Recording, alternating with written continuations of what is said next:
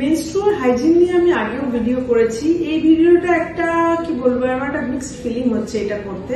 কাগজে একটা নতুন টাইমস অফ ইন্ডিয়া একটা প্রতিবেদন পড়ে আমার খুব খারাপ লাগলো, সেটা ভাবলাম একটা ভিডিও করি। দেখো, আমাদের এই ইন্ডিয়া একটা বিচিত্র দেশ, বিভিন্ন স্টেটের বিভিন্ন রকমের কালচার কাস্টমস আছে। We should respect all the customs, সেটাও ঠিক। মেনস্ট্রুয়েশনকে অনেক জায়গায় সেলিব্রেট করা হয়, যখন প্রথম মেয়েরা ঋতুমতী হয় তখন সেটাকে সেলিব্রেট করা হয়। সেটার মধ্যে আমি খারাপ কিছু দেখছি না। সবাই বাড়ির জানলো, এই হাসাস করার কোনো দরকার নেই, ছেলেরা জানতে পারবে না এরকম কোনো ব্যাপার নেই। এটা সেলিব্রেশনটাকে আমার মনে হয় ভালো, কিন্তু তাই বলে তাকে অচ্ছুত করে রাখাটা খুব খারাপ জিনিস। কাগজের প্রতিবেদনে যেটা হয়েছে, একটা দলিত গার্লকে তার মেনস্ট্রুয়েশন হচ্ছিল, তখন তাকে স্কুলের বাইরে, ক্লাসরুমের বাইরে বসে পরীক্ষা দিতে হয়েছে। সেটা this is very heartening. As a female, as a gynaecologist, menstruation, আমি যখন সব পেশেন্টদেরও আমি এটাই বলি যে মেনস্ট্রুয়েশন হচ্ছে আমাদের নর্মাল ফিজিওলজি, এছাড়া মানে প্রজেনই হয় না, প্রেগনেন্সি আসবে কি করে মেনস্ট্রুয়েশন না থাকলে।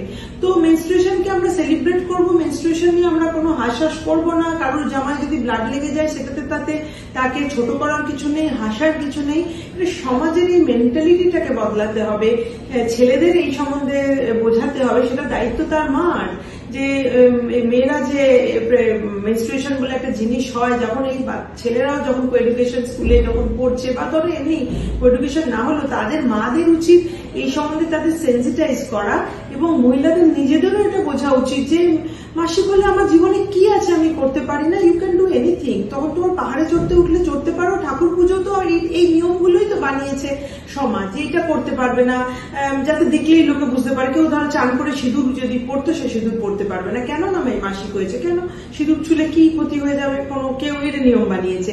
ঠাকুর পুজো করতে পারবে না, ঠাকুরেরও তো মাসিক হয় বলে আমরা সেটা সেলিব্রেট করি অম্বুবাচী বলে, সেটা ঠাকুরের বছরে একবার হয়, মেয়েদের মাসে মাসে হয়।